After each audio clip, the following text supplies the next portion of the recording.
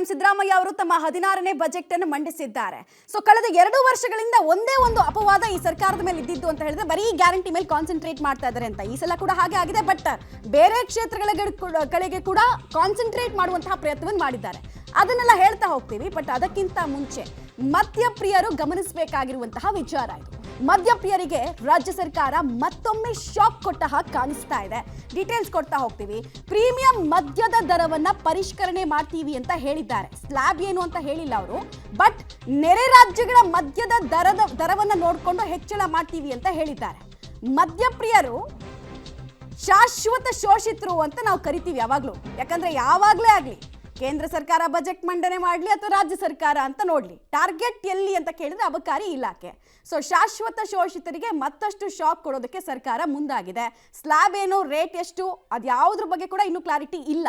Premium ಮದ್ಯದ ಬೆಲೆಗಳನ್ನ ಹೆಚ್ಚಳ ಮಾಡಲಾಗುತ್ತೆ ಅನ್ನೋದು ಗೊತ್ತಾಗ್ತಾ ಇರುವಂತಹ ವಿಚಾರ. ಅಕ್ಕಪಕ್ಕದ ರಾಜ್ಯಗಳ ಸ್ಲ್ಯಾಬ್ ಅನ್ನು ನೋಡಿಕೊಂಡು ನಾವು ಕೂಡ ರಿವೈಸ್ ಮಾಡ್ಕೊಳ್ತೀವಿ ಅಂತ ಹೇಳ್ತಾ ಇದ್ದಾರೆ. ಇದಕ್ಕೆ ಮದ್ಯಪ್ರಿಯರು ಇನ್ನೊಂದು ಹೇಳ್ತಾ ಇದ್ದಾರೆ, ಅಕ್ಕಪಕ್ಕದ ರಾಜ್ಯದ್ದೇ ಸ್ಲ್ಯಾಬ್ ನೀವು ನೋಡ್ತೀರಾ ಅಂದ್ರೆ ಗೋವಾದ್ ನೋಡ್ಕೊಂಡು ಮಾಡಿ ನಮಗೆ ಅಂತ ಕೇಳ್ತಿದ್ದಾರೆ. ಬಟ್ ಹಂಗೆ ಮಾಡಲ್ಲ. ಯಾಕಂದ್ರೆ 40,000 ಕೋಟಿಯ ಟಾರ್ಗೆಟ್ ಅನ್ನು ಅವ್ರು ಇಟ್ಕೊಂಡಿದ್ದಾರೆ. ಲಾಸ್ಟ್ ಸಲ 38,000 ಕೋಟಿಯ ಟಾರ್ಗೆಟ್ ಅನ್ನು ಇಟ್ಟಿದ್ರು. ಈ ಸಲ 2,000 ಕೋಟಿ ಹೆಚ್ಚಾಗಿಟ್ಟಿದ್ದಾರೆ. ಹೀಗಾಗಿ ಕುತೂಹಲ ಇದೆ. ಆದಾಯದ ಮೂಲವನ್ನ ಹೇಗಾದ್ರೂ ಮಾಡಿ ಹೆಚ್ಚಳ ಮಾಡ್ಕೊಳ್ಳೋದಕ್ಕೆ ಅಬಕಾರಿ ಸ್ಲ್ಯಾಬ್ಗಳನ್ನ ಹೆಚ್ಚಳ ಮಾಡೋದು ಒಂದೇ ದಾರಿ ಅಂತ ಯೋಚನೆ ಮಾಡ್ದಂಗೆ ಕಾಣಿಸ್ತಾ ಇದೆ. ಆಮೇಲೆ ತುಂಬಾ ಇಂಟ್ರೆಸ್ಟಿಂಗ್ ಪಾಯಿಂಟು, ಇಂಪಾರ್ಟೆಂಟ್ ಪಾಯಿಂಟ್ ಅಂದ್ರೆ ಈಗ ಬರ್ತಾ ಇದೆ ನೋಡಿ. ಅಂದ್ರೆ ಅನ್ಯೂಸ್ಡ್ ಲೈಸೆನ್ಸ್ಗಳನ್ನ ಕೂಡ ನಾವು ಬಿಕರಿ ಮಾಡ್ತೀವಿ, ಹರಾಜ್ ಹಾಕ್ತೀವಿ ಅಂತ ಸರ್ಕಾರ ಹೇಳಿರೋದು. ಅನ್ಯೂಸ್ಡ್ ಲೈಸೆನ್ಸ್ ಅಂದ್ರೆ ಯಾವ್ದು ಕೇಳಿದ್ರೆ CL to CL9 ಅಂದ್ರೆ ಈ ವೈನ್ ಶಾಪ್ಗಳನ್ನು ಇಡೋದಕ್ಕೆ ಲೈಸೆನ್ಸು ಮತ್ತೆ CL9 ಬಾರ್ ಲೈಸೆನ್ಸು, ಈ ಎರಡೂ ಲೈಸೆನ್ಸ್ಗಳನ್ನ ಕೊಡ್ತಾ ಇರಲಿಲ್ಲ.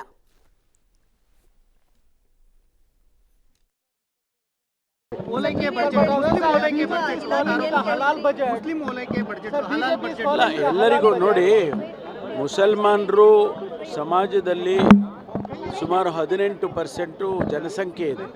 ಅವರನ್ನು ಹೊರತುಪಡಿಸಿ ಅಥವಾ ಅವರನ್ನು ಮೂಲೆಗಿಟ್ಟು ನಾವು ಅಭಿವೃದ್ಧಿಯನ್ನು ಮಾಡೋದಕ್ಕಾಗಲ್ಲ. ಅವ್ರನ್ನ ಜೊತೆಯಲ್ಲೇ ತೆಗೆದುಕೊಂಡು ಹೋಗಬೇಕಾಗುತ್ತೆ. ಕೆಲವು ಕಾರ್ಯಕ್ರಮಗಳನ್ನು ಅವರಿಗೆ ಕೊಟ್ಟಿದ್ದಾರೆ.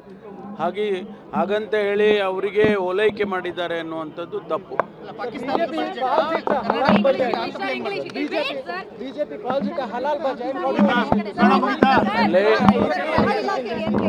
ನಾವು ಕೇಳಿದ್ದೆಲ್ಲ ಕೊಟ್ಟಿದ್ದಾರೆ. 1,000 ವೆಹಿಕಲ್ಸ್ ಅನ್ನು ಪರ್ಚೇಸ್ ಮಾಡೋದು. ನಮಗೆ ಮೊಬಿಲಿಟಿ ಭಾಳ ಇಂಪಾರ್ಟೆಂಟು. ಅದರ ಜೊತೆಗೆ ಮಹಿಳೆಯರಿಗೆ ಸುರಕ್ಷತೆಗೋಸ್ಕರ ಕಾರ್ಯಕ್ರಮಗಳನ್ನು ನಾನು ಕೇಳಿದ್ದೆ, ಅದನ್ನು ಕೊಟ್ಟಿದ್ದಾರೆ. ಇನ್ನು ಈ ಅಗ್ನಿಶಾಮಕಕ್ಕೆ ಈಗೇನು 15 ವರ್ಷ ಆದ ನಂತರ ವೆಹಿಕಲ್ಸನ್ನೆಲ್ಲ ಡಿಸ್ಕಾರ್ಡ್ ಮಾಡಬೇಕು ಅಂತ ಹೇಳಿದರು ಕೇಂದ್ರ ಸರ್ಕಾರ. ಅದಕ್ಕಾಗಿ ನಾವು ಕೇಳಿದ್ದೆ, ಅದಕ್ಕೂ ಕೂಡ 330 ಕೋಟಿ ರೂಪಾಯಿ ಕೊಟ್ಟಿದ್ದಾರೆ. ಇನ್ನೂ ನನಗೆ ಓಕೆ ಫೈನ್. ಇದು ಅಲ್ಪಸಂಖ್ಯಾತರಿಗೆ ಸಂಬಂಧಪಟ್ಟಂತೆ ಅವ್ರು ಮಾತಾಡ್ತಾ ಇದ್ದಿದ್ದು. ಅದಕ್ಕೆ ಬರೋಣ ನಾವು. ಅದಕ್ಕೆ ಮುಂಚೆ ನಾವು ಮದ್ಯಪ್ರಿಯರಿಗೆ ಯಾವ ರೀತಿ ಶಾಕ್ ಕೊಡೋದಕ್ಕೆ ಸರ್ಕಾರ ಹೊರಟಿದೆ ಅನ್ನೋದನ್ನ ನಾವು ಹೇಳ್ತಾ ಇದ್ವಿ. ಸೊ ಪ್ರೀಮಿಯಂ ಮದ್ಯದ ದರವನ್ನು ಹೆಚ್ಚಳ ಮಾಡೋದ್ರ ಜೊತೆಗೆ ಅನ್ಯೂಸ್ಡ್ ಲೈಸೆನ್ಸ್ಗಳು ಇದ್ದಾವೆ. ಅಂದರೆ ಇದು ಆಲ್ರೆಡಿ ಒಬ್ಬೊಬ್ಬರು 10-12 ಲೈಸೆನ್ಸ್ಗಳನ್ನು ಇಟ್ಕೊಂಡಿದ್ದಾರೆ. ಅದರಲ್ಲಿ ಕೆಲವ್ರದ್ದೆಲ್ಲ ಲೈಸೆನ್ಸ್ಗಳನ್ನು ತಗೊಂಡು ಅದನ್ನು ಬಿಕರಿ ಮಾಡೋದ್ರ ಮೂಲಕ ಅದನ್ನು ಕೂಡ ಸರ್ಕಾರದ ಬೊಕ್ಕಸಕ್ಕೆ ಯೂಸ್ ಮಾಡ್ಬೋದು ಅನ್ನೋದು ಲೆಕ್ಕಾಚಾರ. 40,000 ಕೋಟಿ ಸಂಗ್ರಹಣದ ಗುರಿಯನ್ನು ಇಟ್ಕೊಂಡಿದ್ದಾರೆ. ಲಾಸ್ಟ್ ಟೈಮು 38,000 ಕೋಟಿ ಇಟ್ಕೊಂಡಿದ್ರು. ಡೀಟೇಲ್ಸ್ ಕೊಡ್ತಾರೆ. ನೇರ ಸಂಪರ್ಕದಲ್ಲಿ ಜಾಯಿನ್ ಆಗ್ತಿದ್ದಾರೆ ರವೀಶ್. ಓವರ್ ಆಲ್ ಬಜೆಟ್ ಅನ್ನ ಗಮನಿಸಿದಾಗ ಗ್ಯಾರಂಟಿಯ ಜೊತೆಗೆ ಕ್ಯಾಪಿಟಲ್ ಎಕ್ಸ್ಪೆಂಡಿಚರ್ ಕಡೆಗೂ ಕೂಡ ಸರ್ಕಾರ, ಅಂದ್ರೆ ಮೂಲಭೂತ ಸೌಕರ್ಯಗಳ ಅಭಿವೃದ್ಧಿ ಕಡೆಗೂ ಕೂಡ ಸರ್ಕಾರ ತಕ್ಕ ಮಟ್ಟಿಗೆ ಒತ್ತು ಕೊಟ್ಟಿದೆ ಅನ್ನೋ ರೀತಿಯಲ್ಲಿ ಬಜೆಟ್ ಇದೆ. ನೀವು ಯಾವ ರೀತಿ ಅನಾಲಿಸಿಸ್ ಮಾಡ್ತೀರಾ ರವೀಶ್?